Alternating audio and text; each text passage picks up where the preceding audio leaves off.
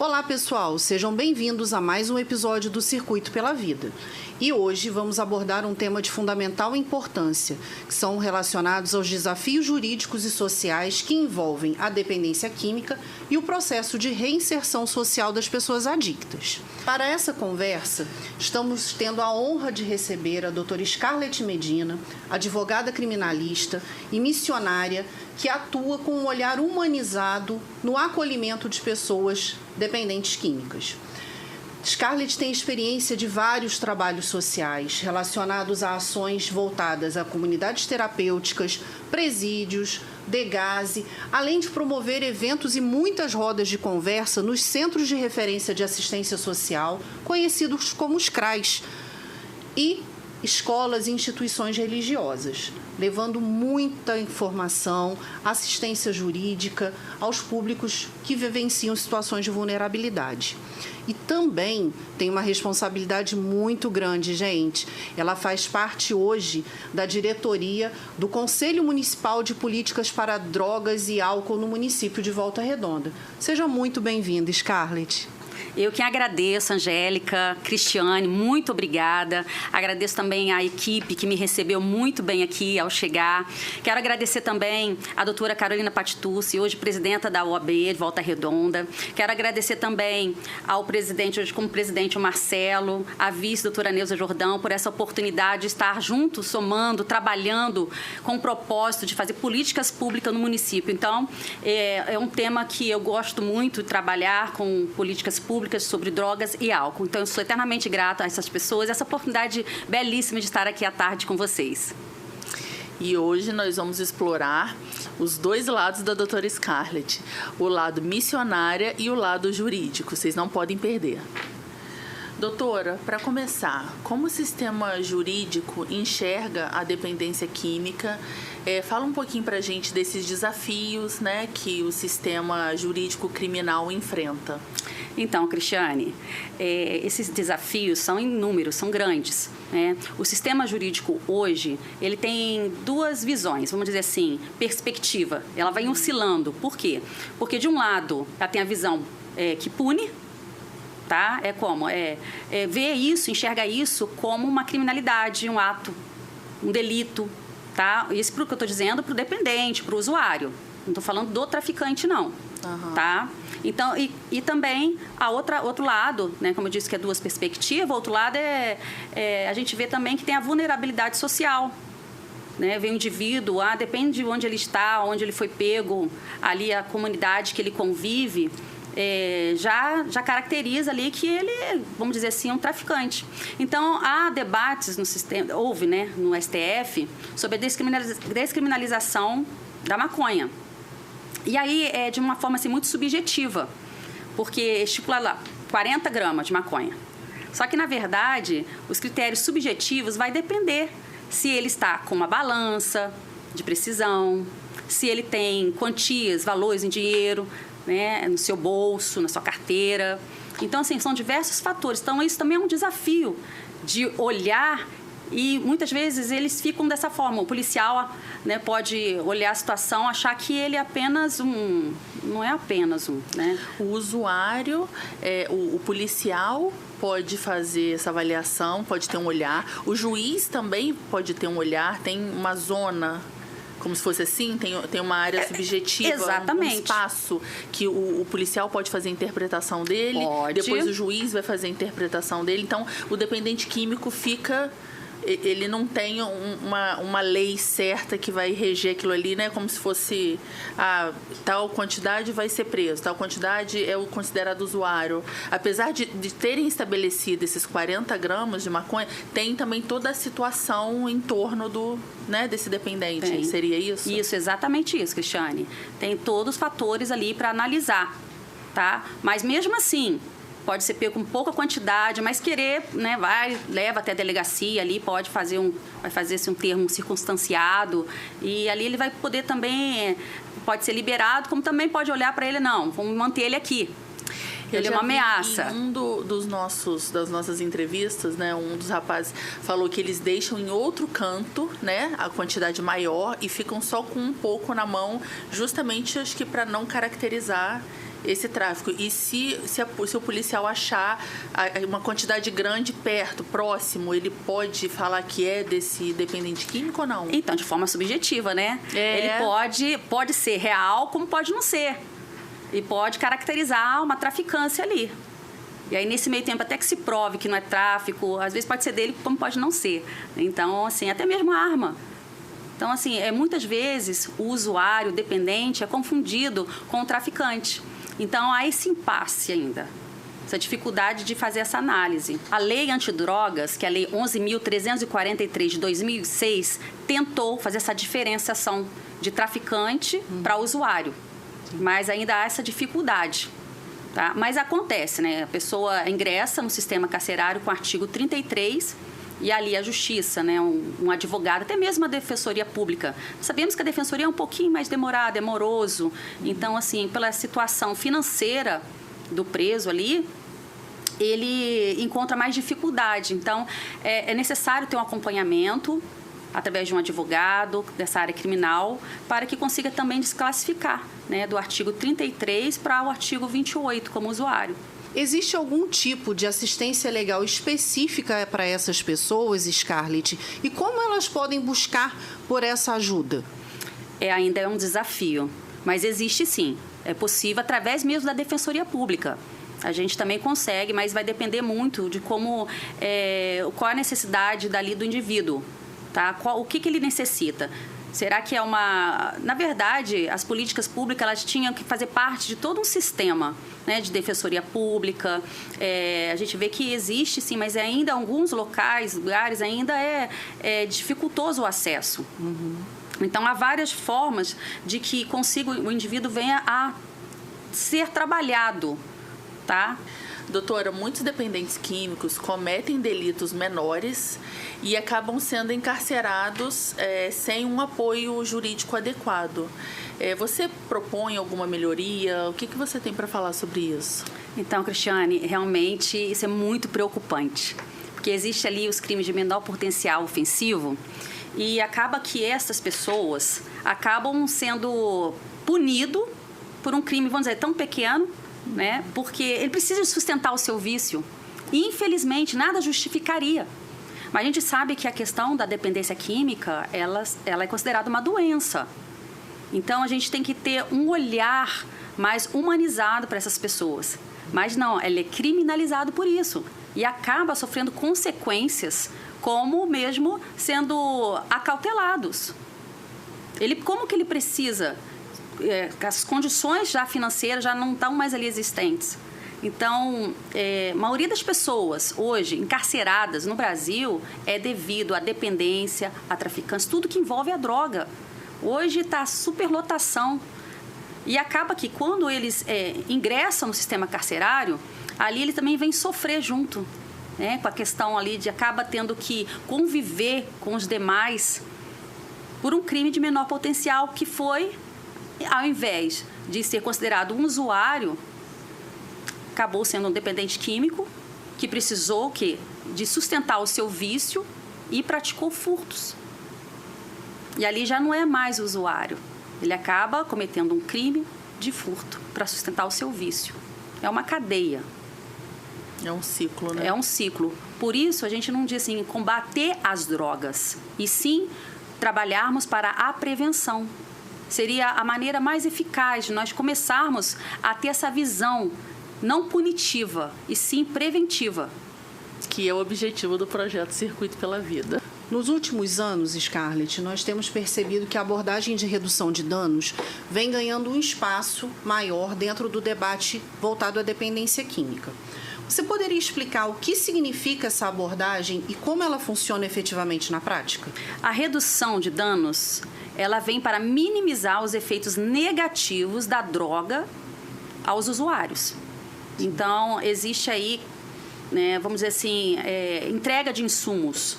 Deixa disponíveis insumos para os usuários, os dependentes químicos. Mas o que vem ser estes insumos, né? É estranho a gente falar, mas para que eles visam que diminuir o índice de doenças contaminadas por causa de trocas, né, de cachimbo, ali no caso do crack, também seringas, esse compartilhamento. Então, deixa disponível, não temos como trazer a abstinência total, mas a gente pode te ajudar para que você não se contamine. Então, esses insumos são distribuídos. Uma forma de minimizar os efeitos negativos da droga. Algumas pessoas ainda veem a redução de danos de uma maneira bastante polêmica. Como que você vê essa resistência e quais os benefícios que essa abordagem proporciona aos usuários de drogas? Eu até comentei um pouco sobre a questão punitivista, né? Aquela que depara com uma situação de um usuário, um adicto, a gente também fala muito sobre isso, os adictos. A gente aborda, eu falo no geral, a gente aborda assim, nós mesmos, a sociedade em si, coloca ele como um marginal, os usuários. Aquele ali, olha o rapaz ali, é o bandido, só por estar ingerindo, né, consumindo ali a droga. Então, a sociedade acaba dizendo que ele é um bandido, aquele ali é isso e aquilo, coloca palavras pejorativas daquele que é simplesmente vários fatores, né? A gente não tem uma causa única de dizer que o usuário, ele é por causa disso, por causa daquilo. Não, são vários fatores, multifatores que vêm desencadeando. Às vezes uma situação que ocorreu, um trauma, nada vem justificar, mas acontece. Então, a sociedade em si, ela acaba criminalizando de forma punitiva. Então, a partir do momento que nós temos a consciência que isso vem considerado uma doença, né, o dependente químico, uma doença, a gente tem que ter empatia dessa pessoa e dizer assim, ele precisa de um tratamento, ele precisa de ter um olhar humanizado, ao invés de criticar, oferecer ajuda.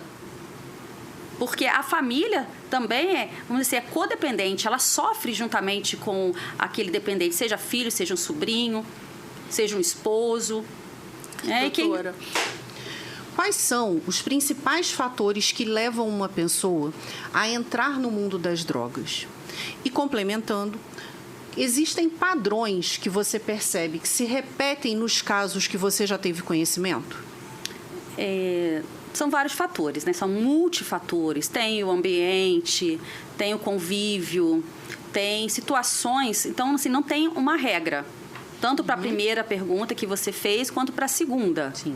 Tá? Sabemos que tem vários fatores. Às vezes, é necessário apenas um gatilho. Então, são esses gatilhos que é preciso ter um cuidado para que não desperte essa busca, né? Porque a droga vem para sanar alguma deficiência, um preenchimento de algo que está ali, né, que mexeu com o seu emocional.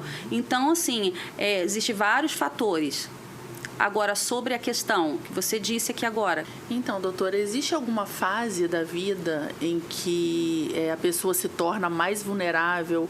O contexto também familiar ou social que também seja mais propício para se tornar um dependente químico? Então, Cristiane, existem várias fases de vulnerabilidade. Porém, a maior, que traz mais destaque, né, é a fase da juventude e adolescência. Por quê? É o pertencimento, eu tenho que pertencer. Então, aquele convívio é a fase em que eles estão, vou sair com meu amigo. Se descobrindo, né? Exatamente, se descobrindo. Então, nessa fase, onde a vulnerabilidade, ela chama mais atenção. É um destaque maior para os adolescentes e para o jovem. Não que os adultos não vão ter também. Eles também são vulneráveis. São várias situações em que desperta para o uso das drogas na fase adulta também. Às vezes, o estresse, o trabalho, né? A situação também de trabalho, busca, decepções, né? Casamento. Então, assim, são vários fatores também que podem desencadear na fase adulta também, tornando eles vulneráveis para uma situação familiar, como eu disse, né, trabalho ou situações no casamento, no relacionamento. Então, isso gera também o quê? Um desequilíbrio emocional e é onde acaba querendo preencher, vamos dizer assim, o vazio e aí acaba em busca das drogas. E dentro do contexto familiar e social, Scarlett, a gente percebe também que eles podem contribuir em alguns quesitos, né, para evitar com que a pessoa venha a entrar nesse ciclo da utilização das drogas. A gente percebe muito que o contexto familiar ele é de fundamental importância nesse quesito. Você tem a possibilidade de contribuir com a gente nesse pensamento também? A família, dentro desse contexto, é imprescindível a ajuda emocional. É imprescindível que ela tenha o tempo para quê? Para que ouça, para que compartilhe momentos bons que já foram vivenciados por essa pessoa, trazer assim, uma abordagem de amizade, de não virar as costas. Porque chega uma fase, tem fases, né, da família, quando ela tem essa ciência já de que ele já não é somente um usuário, às vezes é um dependente, porque a família toda sofre com isso. Então, muitas vezes, ela tem a negativa. Ela recebe aquilo, não, meu filho não faz isso, meu filho não é desse jeito, recusa a ajuda.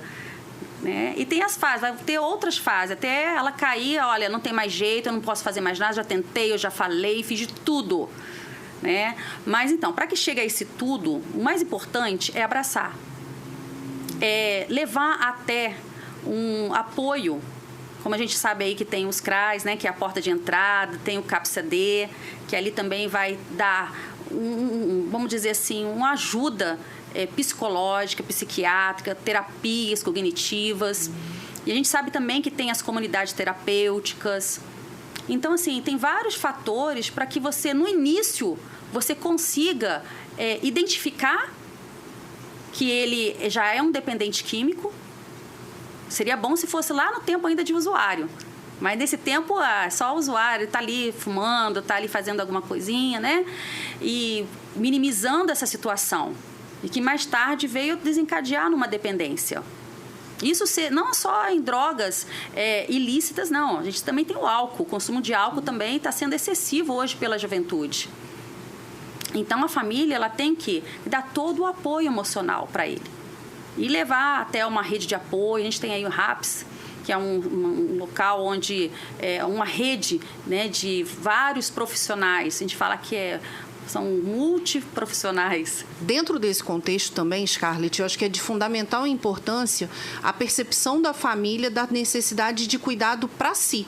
Né, para poder dar o segmento dentro desse suporte que o adicto necessita dentro desse processo de recuperação, amparado pela equipe multidisciplinar que compõe a rede de atenção psicossocial. Né?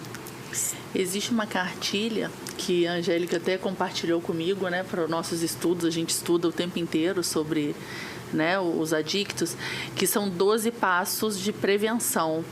E na maioria dos passos, se você pegar para olhar, dentro daqueles 12 passos, tem a família, né? Sim. A refeição, sentar à mesa para fazer a refeição com a família. Claro, às vezes no dia a dia a gente não consegue, então à noite faça questão de sentar com a sua família para fazer a refeição. Não dá ao longo da semana, então sábado e domingo é o dia de sentar. Tem que fazer algum tipo de trabalho social, sempre em conjunto, que a família tenha algum alguma religião, não importe qual, mas tenha alguma fé, né? Algo que você faça em família, que você comungue em família, independente da sua fé. Então, assim, a mãe ou o pai ou o familiar que cuida daquela criança, olhar os deveres todos os dias e acompanhar a vida escolar. Então, assim, você olha que dentro desses 12 passos de conscientização e prevenção, a família está numa série, né, de passos. Sim, ali. A família, o Cristiane, ela é um dos pilares. E a fé, vamos dizer assim, a fé, ela também faz parte dessa rede de apoio, porque já se fala sobre isso. E é comprovado que a religião, a fé da pessoa, ela contribui e muito. Eu vi, acho que um artigo científico que fala que ela serve como uma vacina, né? Quando a criança tem alguma religião com a família, até não sei quantos anos. Eu não me lembro bem, mas eu já vi um artigo falando sobre isso. Porque, na verdade, vem de encontro a todo um contexto de uma interação intrafamiliar em evidência. A gente percebe que hoje, no nosso dia a dia, né, as famílias não comungam mais de momentos de compartilhamento, de momentos prazerosos onde hajam trocas. né, efetivas. A gente percebe que, às vezes, o momento da refeição, senta-se a família na mesa para poder ter aquele momento ali de se alimentar, mas cada um está se alimentando utilizando o celular, utilizando um tablet ou algum outro instrumento, né, vendo a televisão, e isso daí acaba fazendo com que se perca o real valor daquele momento de compartilhamento ali, daquela vivência intrafamiliar. Então, eu acho que as famílias precisam também buscar compreender o quanto é necessário ter esses momentos de interação entre os seus membros. Sim, Angélica. E é importante também ter essa rede de apoio para dar assistência às famílias. Exatamente. Porque a família não sabe como lidar com essa situação. É como se tivesse algo que fugiu do controle dela. E acaba, por isso que a gente fala sobre a codependência, né? Sim. Porque a família acaba sendo codependente por causa de um adicto na família. E ela acaba se tornando tão adoecida quanto o dependente, porque ela não consegue perceber em muitos momentos que as suas atitudes acabam contribuindo para que a pessoa se torne mais dependente do que ela já estava. Então, todo esse olhar de que a família necessita de cuidado e os amigos, as pessoas próximas como um todo, necessitam de cuidado para não proporcionar uma crescente dentro desse processo da dependência química. É interessante, Angélica, que a gente está falando sobre a codependência, e o indivíduo pode até estar melhorando. E a família, por ser codependente, ela parece que está, né? Ela parece mais dependente do que eles próprios. Ela não se libertou daquilo. Exatamente. Entendeu? E acaba se referindo a ele como se fosse. Ele já não estava mais. Nós recebemos um convidado semana passada e que ele fala isso, né? O traficante já ligava para a mãe e falava quanto que o filho estava devendo, né, de droga, e a mãe está desesperada para ir lá e pagar. Então, nem essa preocupação o dependente já não tinha mais, né? A mãe ia lá e resolvia. E ele teve que intervir e falar, olha, se você vendeu para ele, né, sem nenhuma garantia, então você cobra dele ou não vende mais, mas senão a mãe entrou no ciclo mesmo, né? Não é nem só mais essa codependência que vocês falam da família adoecer junto, na verdade a mãe estava ali no ciclo junto com o dependente, né? Com o filho, né? Scarlett, sobre o processo de reinserção social, né, dessas pessoas que estão no processo de recuperação da dependência química, como que a gente pode auxiliar, né, no retorno através do convívio social, através da possibilidade do retorno ao mercado de trabalho, né, dentro dessa proposta aí que envolve também muitas questões das políticas públicas. E qual o seu olhar sobre essa situação? É um grande desafio, Angélica, o retorno ao mercado de trabalho. A gente sabe que esses meninos, né, os alunos das comunidades terapêuticas, eles estão ali numa permanência de 6 meses até 9 meses. Então, a procura, né, a oferta, melhor dizendo, a oferta para trabalho, muitas vezes não está disponível. E aí, o tempo que eles estão ali, precisa também de quê? Que as empresas, a sociedade civil, né, a iniciativa privada, venham ofertar cursos profissionalizantes, para quando eles saírem dali, já terem ali o seu sustento, o seu ganho. Porque quando eles chegaram até as comunidades terapêuticas, ou quando passaram ali para os atendimentos, ele já estava numa situação de vulnerabilidade, onde ele o seu dinheiro, já perdeu o emprego, já perdeu o que você tinha de dinheiro dele, da família. Então, numa situação, né, de dependência é isso, leva à situação precária financeira. Então, essa oportunidade que a sociedade, né, civil precisa ofertar em parceria, estar em parceria com o governo para poder o quê? Capacitar em cursos. Para vocês que estão nos assistindo, dos cursos que serão ofertados pelo projeto Circuito pela Vida. Entre no site circuitopelavida.com.br e entenda como que você pode ter acesso a esses cursos, todos na área de tecnologia, na área de fotografia, com dispositivos móveis, de empreendedorismo digital, para que você possa fazer esse curso ou ajudar alguma família ou algum dependente químico que esteja precisando dessa reinserção ao mercado de trabalho. Com a nossa experiência, doutora, a gente tem visto algumas empresas começando a abrir essas vagas e enxergar a necessidade de introduzi-los novamente no mercado de trabalho, para que eles recuperem a sua dignidade, para que eles recuperem a autoestima, que eles são capazes, né, para que eles tenham o seu próprio dinheiro para dar seguimento na sua vida. Nas comunidades que a gente tem feito o trabalho, a gente percebe alguns que, né, no terminar dos 6, 9 meses já estão com alguma proposta ou então já com alguma coisa em vista ali, já estão com, né, já estavam se articulando, ou o próprio responsável pela comunidade já sabe alguém e fala, entende, eu acho que a personalidade de cada um e o esforço que ele está fazendo, né, para ter esse vício controlado. Então, assim, tá, né, bem legal a gente ver como que esse preconceito existe, é enorme, mas tem pessoas que já estão tendo esse olhar, né? Continuando no tema que a gente está falando, que seria essa rede de apoio, você tem algum projeto ou algum projeto, né, público que você possa dividir com a gente, compartilhar nessa reinserção para os dependentes químicos?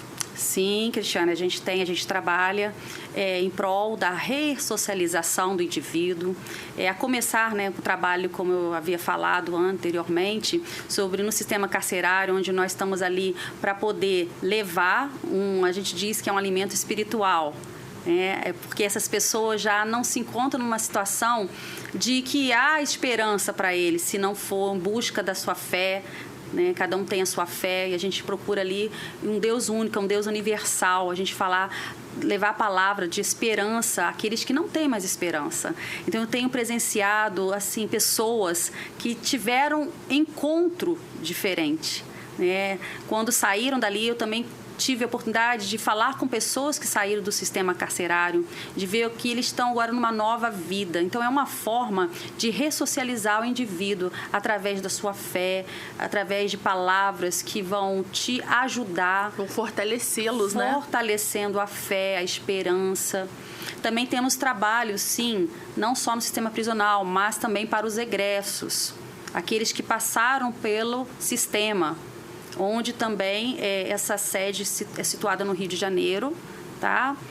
Chama o Resgate Coração Solidário, que é o instituto na qual eu faço parte, sou credenciada também dentro desse instituto, através da CEAP, né, que nos credenciou para que nós tivéssemos acesso, e juntamente com esse instituto, a gente também oferta cursos profissionalizantes e também uma demanda de assistência jurídica também. Olha que legal. Eu também contribuo aqui na cidade, levando o nome desse instituto, ajudando também na caminhada, assistência à família.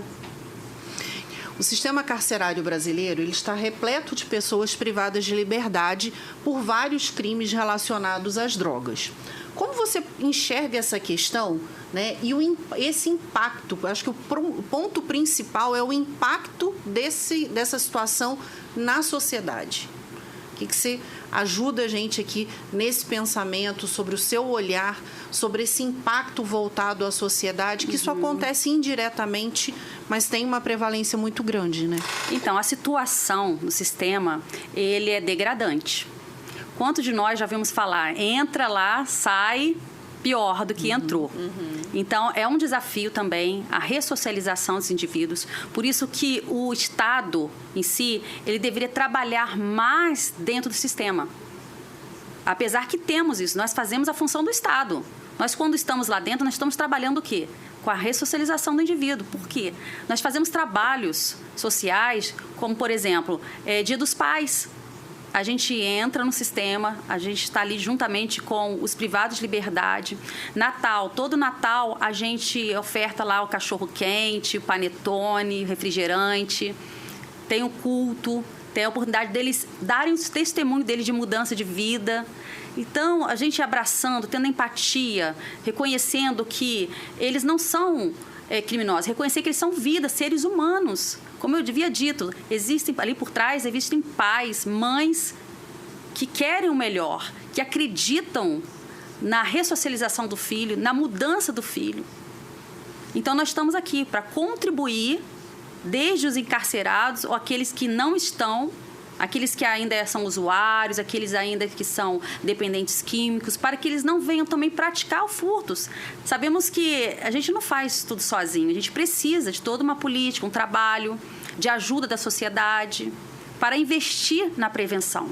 Então, doutora, o ambiente prisional oferece alguma assistência para os dependentes químicos que estão nele? Você diz, assim, assistência social, assistência de que forma? Isso, todos os tipos de assistência. Então, sim, existe parte do governo, da SEAP, mas também existe a ressocialização através de cursos profissionalizantes. Aí, por exemplo, tem o curso de marceneiro, transista, barbeiro. Inclusive, eu estive também conversando já com o diretor a respeito disso, da gente levar o curso de hidráulica lá para dentro e também de barbeiro. Já estivemos já conversando sobre isso. A gente está para implementar esses cursos ali dentro. Ah, muito bom. E após a saída do sistema prisional, quais são os maiores desafios desse dependente? São vários, são inúmeros, né? Porque a sociedade nunca vai ver ele com uma nova pessoa, um novo indivíduo transformado. Ele sempre vai, como se diz, rotular. Então, é um desafio a essa reinserção no mercado de trabalho, na sociedade. Com a família, né? Com a família. Nós falamos muito, Scarlett, até agora, sobre todos os desafios que os dependentes químicos vivenciam dentro desse processo de recuperação. Porém, a gente sabe que a família, né, o seu retorno ao meio familiar é um ponto de fundamental importância. Dentro das comunidades terapêuticas, a gente tem percebido muito uma necessidade de um suporte técnico, de escuta qualificada aos assistidos que estão no processo de encerramento do seu ciclo ali de recuperação e eventual retorno para as suas famílias. E aí, eu gostaria que você pudesse falar para a gente de como a família pode ser colocada como uma rede de apoio eficaz para esse adicto que está retornando ao seu meio. Então, Angélica, sobre os adictos que estão, vou dizer para você, dos adictos que estão em fase de recuperação, tá? E os que já estão na saída, de volta para sua casa, retorno à sua casa. Dentro das comunidades terapêuticas, mesmo que ele tenha que ficar ali por um período de 6 meses até 9 meses, a família também é imprescindível. É necessário esse contato. Que bom que tem essa observação, né? Esse cuidado, porque é um pilar. Ela é base da sociedade, a família. Então, para a ressocialização, a reintegração, a família, ela é muito eficaz em ajudar eles a saírem e buscar apoio, porque eles precisam do apoio. E mesmo o aluno ali, ele, com a ausência da mãe, traz implicações para a vida dele, no convívio. A mãe também sofrendo lá fora, porque quando a gente está no habitat, ali a gente consegue se adaptar. Mas aquelas pessoas que estão lá fora não conseguem, porque não sabem o que está acontecendo lá. Então, fica sempre essa preocupação. Por isso que a gente fala que é codependente também. Então, é importante essa visita nas comunidades terapêuticas. A gente sabe que tem comunidades que é uma vez por semana. Após os 30 dias que ele está lá, a família já pode visitar. Então, esse convívio é muito importante. Agora, fora, como que seria a atuação dos familiares ali fora? É abraçar, nada mais do que abraçar, acolher. Não importa o que foi feito no passado, a gente deixa para trás, vida nova que segue, continuar essa aliança entre familiares e aqueles que estiverem em recuperação, que já é, vamos dizer assim, considerado, já recuperado, mas a gente também já ouviu falar que uma vez dependente, sempre é dependente químico. Isso, para mim, a gente, por mais que é falado sobre isso, que pode haver as recaídas, nós acreditamos, né? Nós temos um princípio, que é até da minha fé mesmo, de acreditar na cura. Nós acreditamos na cura. Então, eu não levo isso como um dependente para sempre dependente. Quando se depende, sim, de Deus, aí Ele cura por todo, por completo. E é muito importante também, né, Scarlett, a família ter a percepção de que não é porque aquele seu ente está numa comunidade terapêutica, num processo de recuperação, que ela está isenta de manter contato com essa pessoa. Até porque esse contato entre os entes familiares é de fundamental importância para um suporte nesse processo de recuperação.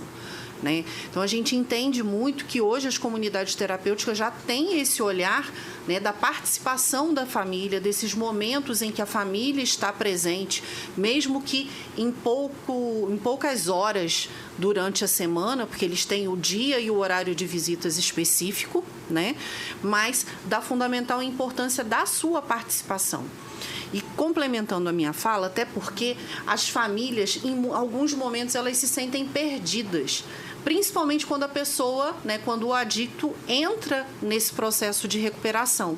E ela fica perdida, ela não sabe como ter a possibilidade de ajudar de uma maneira eficaz. E ela tem possibilidade de buscar o auxílio em várias instituições, né? Nós temos várias instituições de mútua ajuda que tem como dar esse suporte para ela. Você pode dar uma orientação para a gente sobre essa rede de apoio que a família também tem a possibilidade de acessar? Tem sim, Angélica. Tem muitas portas, que a gente diz, porta de entrada para orientação, encaminhamento para o setor para lidar com a situação. Tá? A gente vê aí os CRAs também, uma porta de entrada que oferece ali ajuda aos familiares, o apoio. Também existe as OSCs também, como, né, a gente vê o Circuito da Vida, que entra também, tem um papel muito importante, que também vai orientar aquelas pessoas, né? Então, até aconselho aí quem está nos assistindo, né, para procurar o Circuito da Vida. Muito importante estar abrindo essa oportunidade. Também existem aí a Comuda, né, que é o Conselho Municipal. O Marcelo está toda terça-feira lá para poder receber também, e ele está passando orientações, o encaminhamento para essa rede de apoio. Então, assim, existem vários setores que vão ajudar, mas oferecendo essas portas que eu disse, já está num bom caminho. Ali vai direcionar direitinho os dependentes, os usuários que querem ajuda. Os familiares, é importantíssimo, que também muitas vezes os familiares querem. Não, né? sabem onde não sabem onde encontrar ajuda. Então, aí está essa dica aí para poder procurar os cooperadores. Sim. Eu vou pedir, doutora, para você deixar uma mensagem para esses familiares, né, que enfrentam essa situação junto com os dependentes, uma mensagem que você deseje. Tem que sair de dentro da alma, né? Verdade. Porque lidar com família, falar de família, que é um bem maior que nós temos, é a base da sociedade. A família, família, eu digo que é tudo para a gente, para nós. Então, muitas vezes, os conselhos parecem ser chatos dos pais para os novos, aí, para os jovens que, assim, estão querendo ingressar nessa situação, pensam, já estão ingressando num caminho que não é um caminho bom, leva à destruição, leva, como se diz, a gente sabe que leva lá para o fundo do poço, mas existem aqueles também que procuraram ajuda, e as famílias não podem abandonar. A família tem que ter sempre a esperança e ter suporte emocional e não desistir. É uma doença. E mesmo aqueles que enfrentaram dificuldades, chegar ao extremo e dizer assim, olha, esse aí não tem mais jeito. Tem sim. Eu presenciei, eu vejo pessoas que mudaram de vida. Hoje são novas pessoas. Então, eu digo para os pais, não desistam. Abracem. Tenha empatia, aqueles que têm parentes que muitas vezes também querem apontar os dedos, querem julgar, colocar um peso. Isso é por querer, você é fraco, seja forte. Nem sempre é esse tipo de apoio que eles precisam, mas é abrir o coração, ter um coração disposto a estar ouvindo, um coração que abraça. Então, isso é um recado que eu deixo para os pais, para as famílias. Abracem. Ele precisa de abraço, de ajuda. É uma doença, lidar como uma doença, não como um criminoso. Então, essa é a mensagem que eu deixo.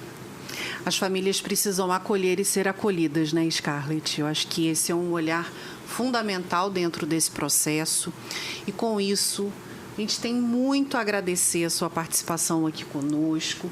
Foi uma conversa de grandiosa, né, contribuição, com muitos esclarecimentos, um episódio com informações 1000 aqui da área jurídica para contribuir com a cada dia termos um olhar de que conhecimento é fundamental e nunca faz mal para ninguém, né?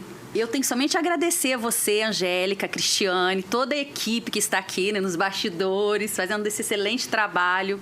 Eu sou muito feliz e grata por toda a oportunidade que me foi dada aqui nessa tarde, neste momento. Para quem está assistindo à noite, é à noite, né? Mas é à tarde aqui. Então, eu tenho somente a agradecer. Espero, quando precisar, estarei aqui disponível para poder estar, né, contribuindo para que o conhecimento ele venha alcançar pessoas. Então, eu acabei aprendendo muito com vocês também aqui. Obrigada, doutora. Foi de grande valia. Para você que está nos assistindo, compartilhem esse vídeo com pessoas que você goste, com pessoas que você sabe que precise. Compartilhe com o maior número de pessoas para que esse vídeo possa alcançar muitas vidas. Não deixe de seguir circuitopelavida.com.br para mais conversas transformadoras como essa com a doutora Scarlett. Obrigado, boa noite. Até a próxima. Boa noite.